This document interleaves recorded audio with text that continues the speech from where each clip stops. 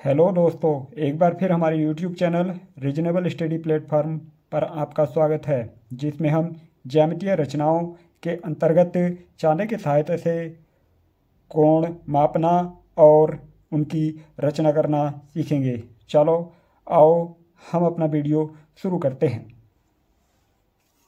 तो आइए हम अपना वीडियो शुरू करते हैं, और वीडियो शुरू करने से पहले हम चांदे को अच्छी तरह से समझते हैं। जिस प्रकार रेखाओं को मापने के लिए पैमाने या पटरी की आवश्यकता होती है, उसी प्रकार दो रेखाओं के झुकाव को मापने के लिए हमें चांदे की आवश्यकता होती है।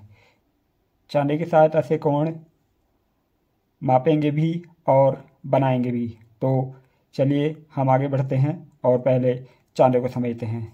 चांदे पर कुछ अंक लिखे हुए हैं जो 0 से शुरू होते हुए और 180 तक जा रहे हैं। इधर भी 0 से शुरू होते हुए 180 तक जा रहे हैं। तो ये जो अंक लिखे हुए हैं, इन्हीं अंकों को हम अंश कहते हैं। जिस प्रकार हम कोई भी रेखा सेंटीमीटर, मीटर या मिलीमीटर में मापते हैं, उसी प्रकार कोण की जो माप है,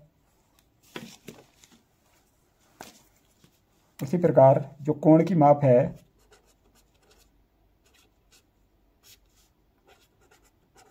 कोण की माप अंश, जिसे हम डिग्री भी कहते हैं, इसे हम इस प्रकार लिखते हैं डिग्री। जैसे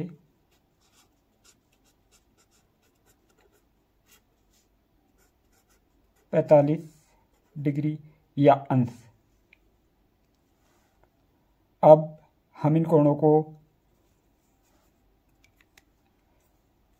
मापने के लिए चांदे की सहायता लेंगे।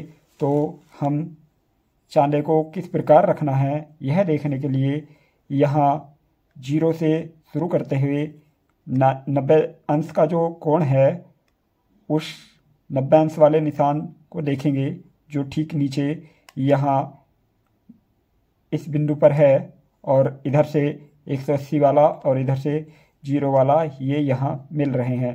तो यह जो बिंदु है, आप ध्यान से देखेंगे, यह जो बिंदु है बहुत ही महत्वपूर्ण है। हमें कोई भी अगर कोण मापना है तो हमें जिस कोण को मापना है वह बिंदु ठीक इसके नीचे होगा, और जो रेखा कोण की है, जो आधार रेखा है जिस पर कोण बना हुआ है, तो वो रेखा या तो इस रेखा के नीचे रहेगी या फिर इधर इस रेखा के नीचे रहेगी। अब हमारे सामने ये 3 कोण दिए हुए हैं, तो हम इन तीनों कोणों को मापते हैं और देखते हैं वो कितने कितने अंश के हैं।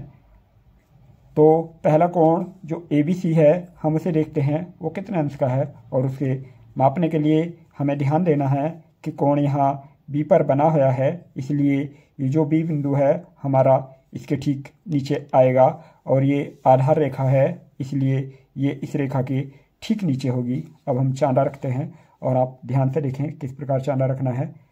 हम यहाँ देखते हैं हमें B बिंदु अभी दिखाई दे रहा है।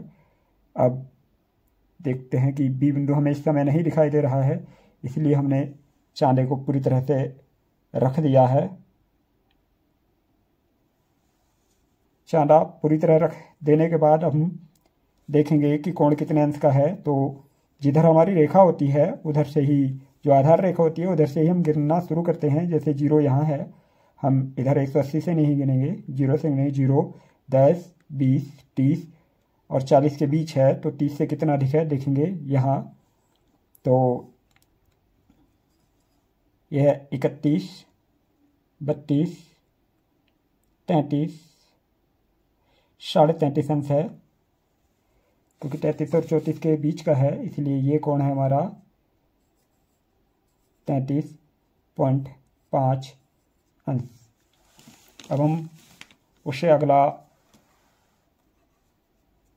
कोण देखेंगे, ये कितने अंश का कोण है। चांदे में उल्टा और सीधा होता है, क्योंकि अगर इस तरह रखेंगे तो ये उल्टा होगा, क्योंकि अंक ही उल्टे हो गए हैं, इसलिए हम इसे हमेशा सीधा ही रखते हैं।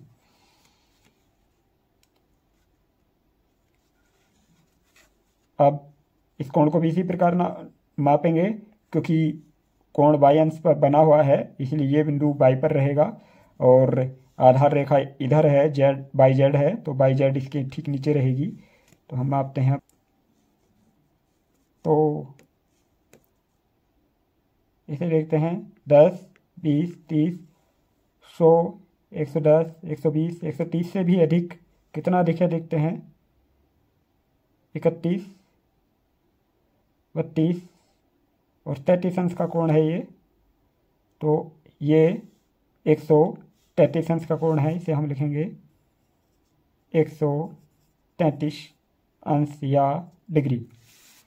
अब हम अगला कोण मापते हैं जो है हमारा पी क्यू आर। तो इसमें आधार रेखा आर क्यू है और कोण क्यू पर बना हुआ है, इसलिए हम बिंदु क्यू को इसके ठीक नीचे रखेंगे और क्यू आर रेखा को इधर जो हमारा बाएं हाथ है, बाएं हाथ वाली रेखा के नीचे रखेंगे। तो अब हम इसे मापते हैं।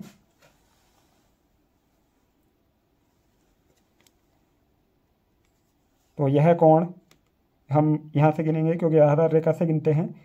10, 20, 30, 40 और 40, 41, 42। ये कोण 42 अंश का है।